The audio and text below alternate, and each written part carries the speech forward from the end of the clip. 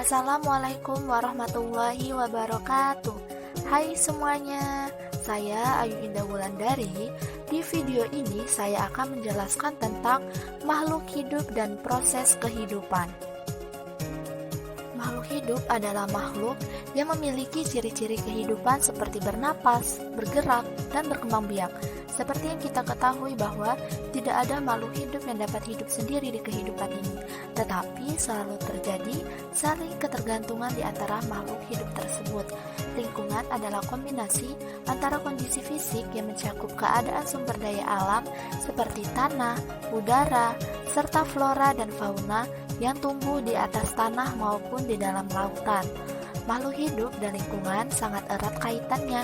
Semua makhluk menjalani hidup dan semua kegiatannya akan berhubungan dengan lingkungannya. Makhluk hidup memerlukan kebutuhan udara dari lingkungan sekitar.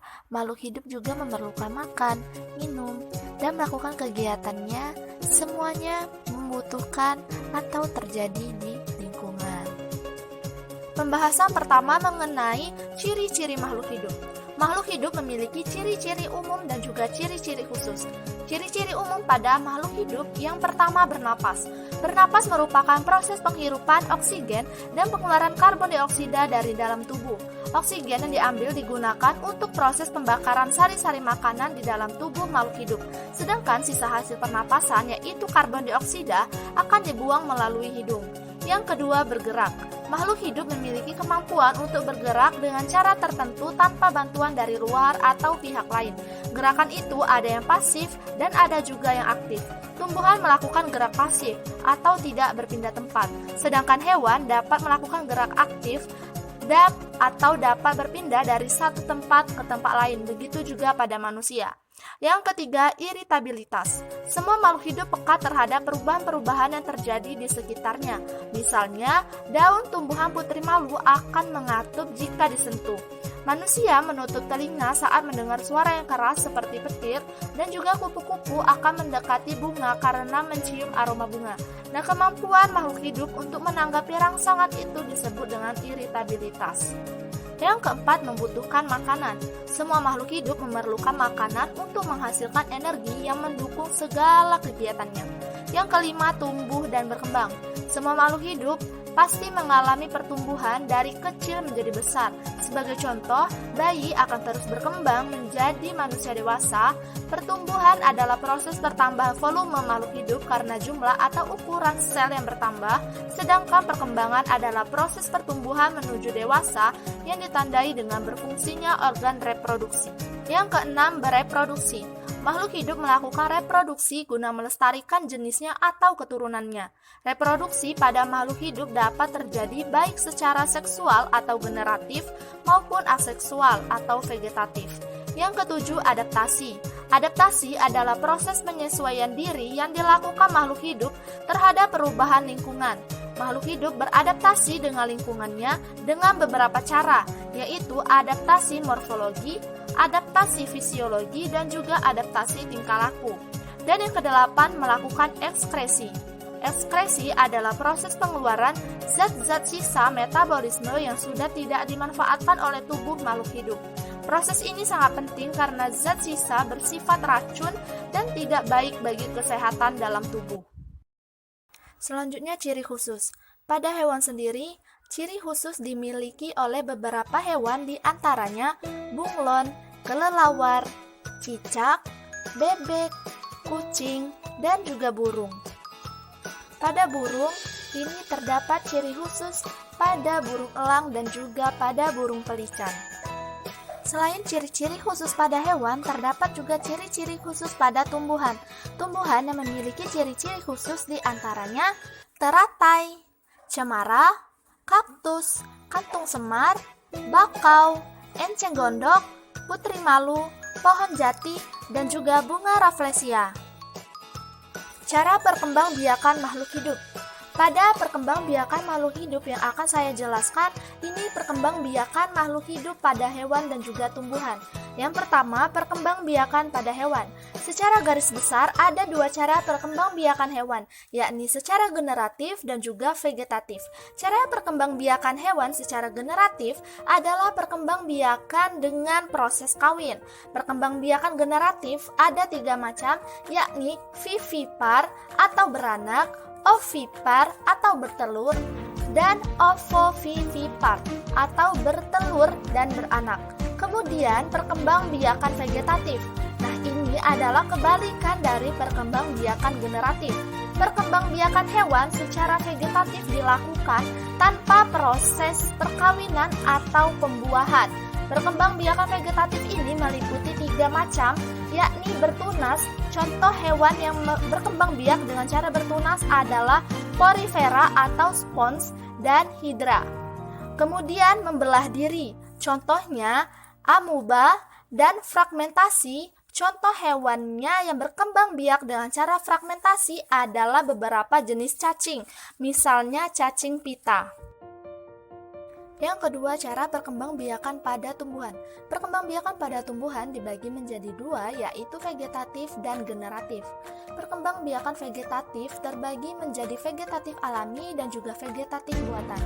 Perkembangbiakan secara vegetatif alami, yang pertama spora.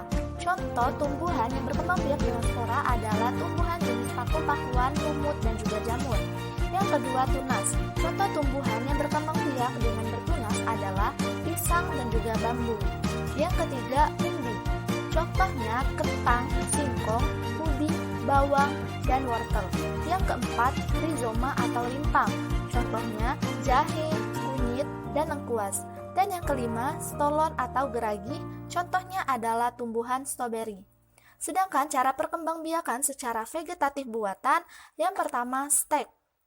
Contoh tumbuhan yang bisa diperbanyak dengan cara stek adalah mawar, singkong, dan juga jeruk. Lalu yang kedua cangkok, contohnya adalah mangga dan juga pohon jambu. Yang ketiga okulasi, contohnya pohon durian. Selanjutnya perkembangbiakan generatif pada tumbuhan. Perkembangbiakan generatif adalah perkembangbiakan tumbuhan secara kawin. Salah satu jenis tumbuhan yang berkembang biak dengan cara ini adalah tumbuhan berbiji. Alat perkembangbiakannya adalah bunga. Nah, biji ini dihasilkan setelah terjadi penyerbukan pada bunga. Penyerbukan adalah peristiwa jatuhnya serbuk sari pada putik, di mana proses penyerbukan ini bisa terjadi melalui beberapa perantara, misalnya angin, air, hewan, atau bahkan manusia. Selanjutnya, perkembangbiakan pada manusia. Agar dapat berkembang biak dan melestarikan keturunannya, manusia melakukan perkembangbiakan secara generatif atau melalui perkawinan. Nah, untuk melakukan perkembangbiakan harus diawali dengan tahapan pertumbuhan menuju kedewasaan, di mana pada manusia dapat memulai proses perkembangbiakannya ketika mereka sudah dewasa. Nah, sebelum dewasa, manusia mengalami proses menuju kedewasaan yang ditandai dengan masa pubertas. Tahapan masa pubertas merupakan salah satu tahapan yang selalu dilalui oleh setiap manusia. Selama masa pubertas, setiap manusia akan mengalami pertumbuhan yang sangat cepat dengan disertai banyak perubahan. Masa pubertas dimulai pada usia 9-14 tahun dan berakhir menjelang usia 20 tahunan dengan ditandai berhentinya pertumbuhan tinggi badan atau pertambahan tinggi badan. Pembahasan selanjutnya mengenai pengaruh kegiatan manusia terhadap keseimbangan lingkungan. Keseimbangan lingkungan dapat terwujud apabila terjadi keselarasan dan juga keseimbangan antara komponen abiotik dan juga komponen biotik. Apabila terjadi gangguan pada komponen tersebut, tentunya keseimbangan lingkungan akan terganggu. Sejauh ini diketahui terdapat 2 jenis faktor yang menyebabkan perubahan keseimbangan di dalam ekosistem, yaitu faktor alami dan juga faktor manusia. Faktor alami yang menyebabkan perubahan keseimbangan lingkungan adalah peristiwa alam, di mana peristiwa alam yang menimbulkan bencana disebut dengan bencana alam. Bencana alam seperti letusan gunung berapi, banjir, tanah longsor, kebakaran hutan, badai, dan tsunami dapat mengakibatkan terputusnya rantai makanan. Bencana alam tersebut terjadi secara alami dan tidak disebabkan oleh kegiatan manusia. Nah, faktor lain penyebab perubahan keseimbangan ekosistem adalah faktor dari manusia yang melakukan berbagai kegiatan untuk memenuhi kebutuhan hidupnya. Terdapat beberapa kegiatan manusia yang secara langsung mempengaruhi keseimbangan ekosistem.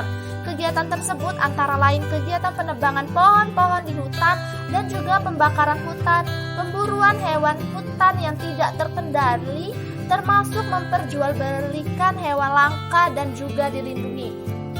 Kegiatan lainnya juga berupa pemakaian pupuk buatan yang berlebihan, kegiatan pembuangan sampah dan juga limbah secara sembarangan, serta beberapa kegiatan lainnya yang dapat mencemari lingkungan.